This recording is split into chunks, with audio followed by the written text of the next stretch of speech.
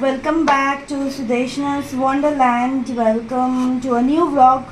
আজকে তোমাদের কাছে একটা দুর্দান্ত রেসিপি নিয়ে চলে এসেছি। সেটা হচ্ছে চিংড়ি মাছ দিয়ে পটলের দোলমা।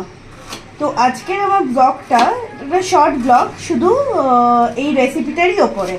তো চলো দেখে নাও আমি কিভাবে বানাচ্ছি পটলের দোলমা। তো তার জন্য অবভিয়াসলি মেন ইনগ্রেডিয়েন্ট হচ্ছে পটল আর হচ্ছে চিংড়ি মাছ। চিংড়ি মাছটাকে আমি একদম পরিষ্কার করে আমি একটু ধুয়ে নিয়েছি আর কি। পটলগুলোকে প্রথমে করতে হবে, পটলের খোসা ছাড়াতে হবে না, জাস্ট এই যে আপার যে মানে শক্ত খোসাটা আছে জাস্ট এইভাবে সেটাকে ছাড়িয়ে নিতে হবে, জাস্ট এমনি করে ঘষে ঘষে।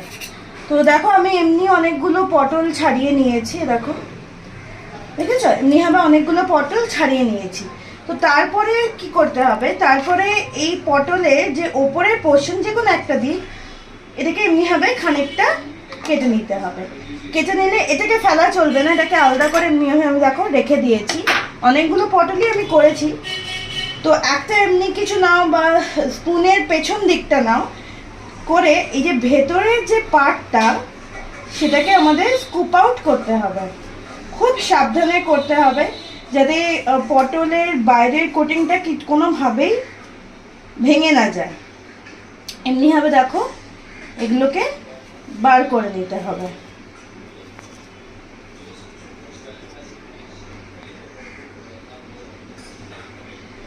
তো আমি এমনি অনেকগুলোই করে রেখেছি, ভালো করে দেখো ভেতরে কিচ্ছু নেই আর ফাঁকা।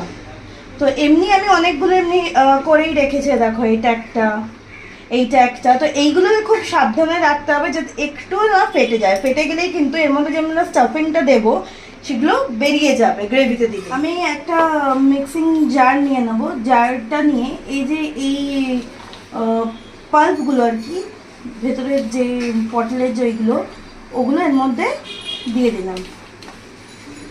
তার মধ্যে দিয়ে দেবো চিংড়ি মাছগুলো। আমার এই জারটা ছোট, তো আমি আগে অল্প অল্প করে পেস্টটা করে নিচ্ছি। এর মধ্যে দিয়ে দেবো কটা রসুন। অল টোটাল এর মধ্যে এই পেস্টটার মধ্যে 4 থেকে 5 কোয়া রসুন দিতে হবে। আর দেখো এই কটা মানে ওই 1/2 ইঞ্চ মতন আদা কুচি, তুমি হাফ করে পিসবো যখন হাফ করে দিচ্ছি। আর আমি অল টোটাল দিচ্ছি 5টা কাঁচা লঙ্কা। তোমাদের যেমনি ঝাল, তোমরা যেমনি ঝাল খাও অমনি ঝাল তোমরা দেবে। তো আমি এটাকে উইদাউট এনি জলে আমি ব্লেন্ড করে নেবো, আমি পিষে নেবো। চলো পিষে। আমি দেখো ফাইন পেস্ট বানিয়ে নিয়েছি এমনি। যদি একটু একটু তোমাদের থাকে চিংড়ি মাছ বা ভাবো কিছু, তো ওটা অসুবিধা নেই, বিকজ এই মশলাটাকে কষাতে হবে। আচ্ছা, আমি এই পটলটাকে ভালো করে নুন আর হলুদ দিয়ে ফ্রাই করে নেব।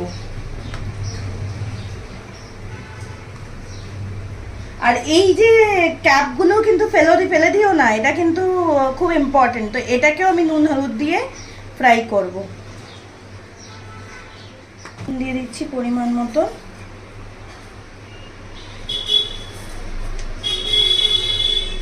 মধ্যে অল্প দিয়ে দিলাম। এবার এটাকে ভালো করে এমনিভাবে আলতো হাতে ভালো করে ঘষে ঘষে মশলাটাকে মাখিয়ে নিতে হবে। এর ভেতরেও যেন মশলাগুলো একটু লাগে আর কি, নাহলে এর ভেতরে তো নুনটা ঢোকা মুশকিল না। এটাকে আবার একবার একটু ফ্রাই করে নেবো। তাহলে আমি কড়াইতে তেল নিয়ে নিলাম।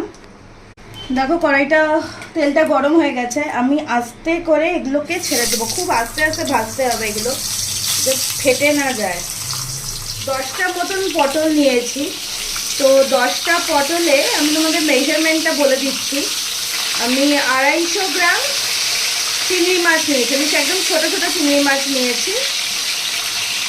আর পেস্টটার জন্য তোমাদের বললামই, তোমার একটা মিডিয়াম সাইজের পেঁয়াজ কুচি করে নিতে হবে, সেটা আমি তোমাদের দেখাচ্ছি। তো পেস্ট কী করে করবে, এইগুলোর যে পুরগুলো মানে এই স্টাফিংগুলো আর কি ভেতরে যেগুলো থাকে সেইগুলো উইথ সিড অবভিয়াসলি। আর আদা, এই 1/2 ইঞ্চ মতন আদা, 5-6টা কোয়া রসুন আর কাঁচা লঙ্কা। ব্যাস, এইটাকে চিংড়ি মাছটা দিয়ে ভালো করে পেস্ট করে নেবে। তো পটলগুলো যখন ভালো করে মানে এই পিঠ ওই পিঠ করে আস্তে আস্তে করে ভাজতে হবে, যখন লাল লাল হয়ে যাবে তখন আমরা পটলগুলোকে নামিয়ে নেব। এখন আমি আস্তে করে এই পিঠ ও পিঠ করে নিচ্ছি, প্রত্যেকটা পিঠ যেন ভালো করে লাল হয়ে। কেটে রেখেছি দুটো মিডিয়াম সাইজের আলু, এটা ডুমো ডুমো করে এমনি কেটে রেখেছি। এটাকেও আমি একটু ফ্রাই করে নেবো। কিছু নুন দিয়ে দিলাম, এবার একটু হলুদ দিয়ে নেবো। এবারে পুরটা করে নেবো। পুরটার জন্য আমি একটা মিডিয়াম সাইজের পেঁয়াজ স্লাইস করে কেটে নিয়েছি, তো সেইটা ফ্রাই করে নেবো। তেলে আর কোনো এখানে ফোড়ন দেওয়ার দরকার নেই, জাস্ট তেলে পেঁয়াজগুলোকে ভালো করে ফ্রাই করতে হবে। পেঁয়াজগুলো দেখো ভালো করে ফ্রাই হয়ে গেছে। এবার আমি দিয়ে দেবো হচ্ছে এই পেস্টটা।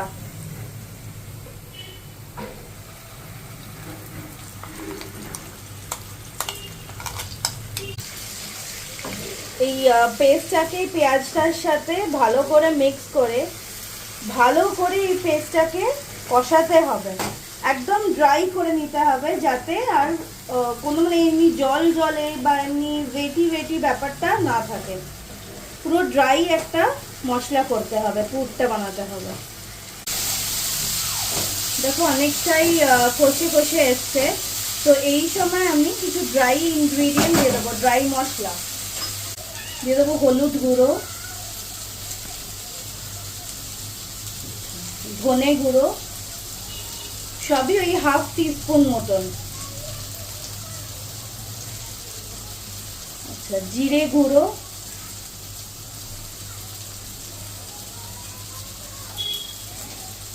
আর দিয়ে দেবো শুকনো লঙ্কার গুঁড়ো। তোমরা চাইলে এমনি ঝাল যেটা সেটাও দিতে পারো, বাট আমি ঝালটা দেবো না, আমি খালি ওই কাশ্মীরি রেড মির্চ পাউডারটা দেবো। অল্প করে দিয়ে দিলাম। তো এই মশলা একটাকে এবার ভালো করে কষিয়ে নিতে হবে যতক্ষণ না মশলাটা পুরো ড্রাই হয়ে তেল ছেড়ে যাচ্ছে।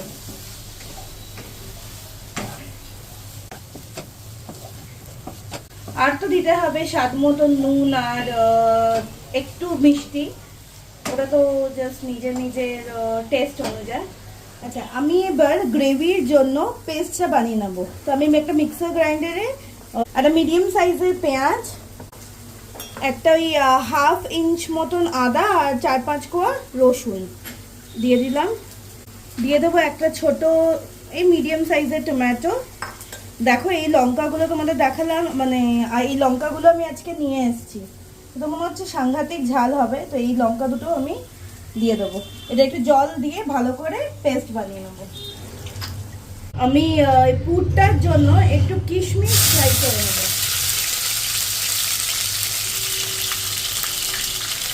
একদম হালকা করে কিশমিশগুলো ফ্রাই করি। কিশমিশগুলোকে জাস্ট হালকা করে ফ্রাই করে নিলাম। তো এটাও ঠান্ডা হোক, তখন আমি ওই পুরটার সাথে মিক্স করে দেবো। আমি যে কিশমিশটা ফ্রাই করেছিলাম সেইটা এর মধ্যে দিয়ে, দেখো এখানে কিশমিশ দিয়েছি, ভালো করে এটাকে মেখে নিলাম, যাতে প্রত্যেকটা ওই পটলের মধ্যে কিশমিশ যায় আর কি। আমি টেস্ট করে দেখে নিয়েছি পুরটায় নুন মিষ্টি সব ঠিক আছে, তোমরাও দেখে নিতে পারো। তো নুন মিষ্টি তো আমরা ইজিলি অ্যাড করতেই পারি। তো যাই পটল নিলাম, পটলের মধ্যে ঠেসে ঠেসে পুরটাকে ভরতে হবে, ভালো করে ঠেসে ঠেসে। যদি পুরটা না ভরো তাহলে কিন্তু ওই পুরটা বেরিয়ে আসার চান্স আছে।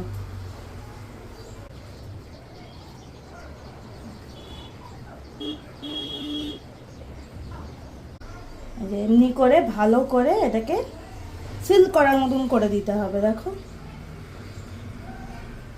ঠিক আছে, আমি এমনি করে সবকটা পটল স্টাফিংগুলো করে নেব, দিয়ে এটা চেপে দিলাম। এমনি না, চলো গড়ে নিই। সব পটলে আমি এইভাবে পুরগুলো ভরে নিয়েছি। তেলটা গরম হয়ে গেছে, আমি এবার গ্রেভিটা বানিয়ে নেব। গ্রেভিটা বানানোর জন্য ফার্স্টে আর কি গরম মশলা, গোটা গরম মশলা দিতে হবে আমাদের।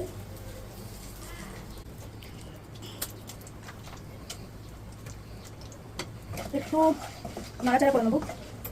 এরপর আমি দিয়ে দেবো হচ্ছে যে পেস্টটা করে রেখেছিলাম, পেঁয়াজ, আদা, টমেটো, রসুনের, সেইটা দিয়ে দিলাম। এই মশলাটাকে ভালো করে কষিয়ে নিতে হবে। যতক্ষণ আমার মশলাটা কষছে এইটাকে আমি সিল করে নিই। কীভাবে সিল করবে, এই যে ক্যাপটাকে কি করবে, আমি এই জন্যই বললাম ক্যাপটা ফেলা যাবে না। ক্যাপটাকে এইভাবে মুখের কাছে এমনিভাবে আটকে দাও, দিয়ে টুথপিকের সাহায্যে এটাকে এমনি করে সিল করে দাও। তাহলে দেখো তোমার মশলা আর বেরোবে না। দেখো আমি আরেকটা তোমাদের করে দেখাচ্ছি। এইটা বাইরে রাখো কি ভেতরে রাখো, যেমনি তোমাদের ইচ্ছা। আমি এমনি ভেতরে ঢুকিয়ে করাটাই প্রেফার করি। এমনি করে এটাকে সিল করে দিলাম। ব্যাপারটা বেরোচ্ছে না। চলো বাকিগুলো করে দেখো মোটামুটি কষিয়ে এসছে। এইসব আমি সিল করে দিলাম। আর দিয়ে দেবো কিছু গুঁড়ো মশলা। নুন, পরিমাণ মতো নুন, হাফ টিস্পুন জিরে গুঁড়ো। দিলে হলুদ, ও সরি বলছে তো দিলে হলুদ, বলছে নুন, তো এটাই পরিমাণ মতন নুন। আবার বলছি পরিমাণ মতন হলুদ, হাফ টিস্পুন জিরে গুঁড়ো, হাফ টিস্পুন দেখো ধনে গুঁড়ো, আর দেব হচ্ছে কাশ্মীরি লাল মির্চ।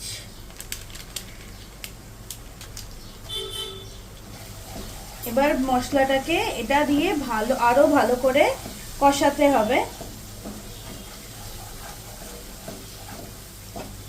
এই মশলাটাকে কষাতেই না, আমি যে আলুগুলো ফ্রাই করে রেখেছিলাম এটাকেও এর মধ্যে অ্যাড করে দেবো, যাতে এটা এর সাথে মশলা কষতে কষতে আলুটাও সেদ্ধ হয়ে যায়। আমার স্টুডেন্ট ভালোই রান্না শিখেছে, কি বলো তোমরা? আহা, কে কাকে রান্না শেখাচ্ছে? আমি তো শেখাই। হ্যাঁ, তুই তো মাছই খাস না। তো মাছ খাই না বলে কি রান্না করা যায় না? দেখো মশলাটা ভালো করে কষে গেছে, একদম তেল ছেড়ে গেছে। এই সময় আমি ওই অল্প একটুখানি ওই 2-3 স্পুন ফ্যাটানো দই, টক দই এর মধ্যে দিয়ে দিলাম। টক দইটা দিয়ে কিন্তু ভালো করে নাড়াতে হবে, না হলে লাম্পস হয়ে যায়।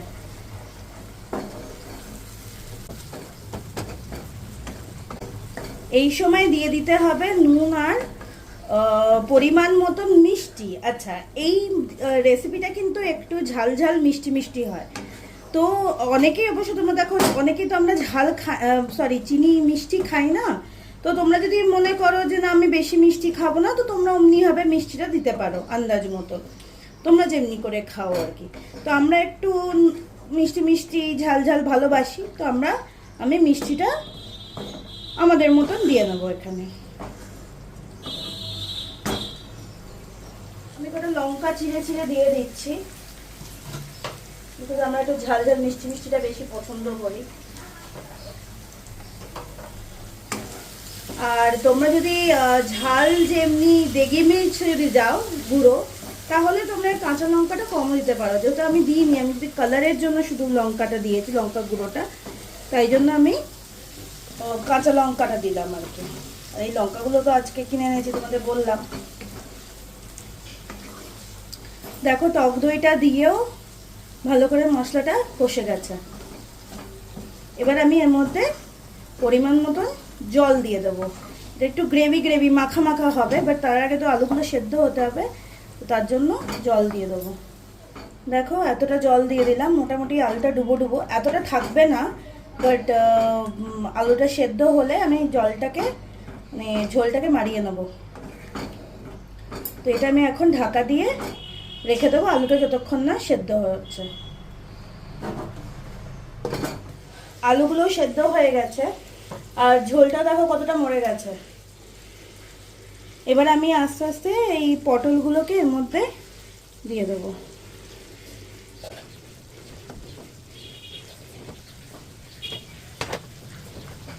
দিয়ে পটলগুলোকে একবার এই পিঠ ওই পিঠ করে একটু মাখিয়ে নিতে হবে, মানে এই ঝোলের মধ্যে দিয়ে দিতে হবে।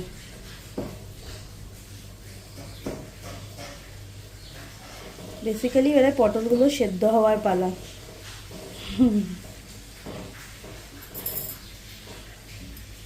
দেখো পটলগুলো সেদ্ধ হয়ে গেছে, আর গ্রেভিটাও দেখো পুরো মাখা মাখা হয়েছে। তো নামানোর আগে একটু এই শাহি গরম মশলার গুঁড়ো পাওয়া যায় না, তো অল্প করে শাহি গরম মশলার গুঁড়ো আর ঘি ওর থেকে ছড়িয়ে দেবে। ব্যাস মিক্স করে নিলেই হয়ে যাবে চিংড়ি মাছ দিয়ে পটলের দোরমা। এ দেখো পটলের দোরমার ফাইনাল লুক।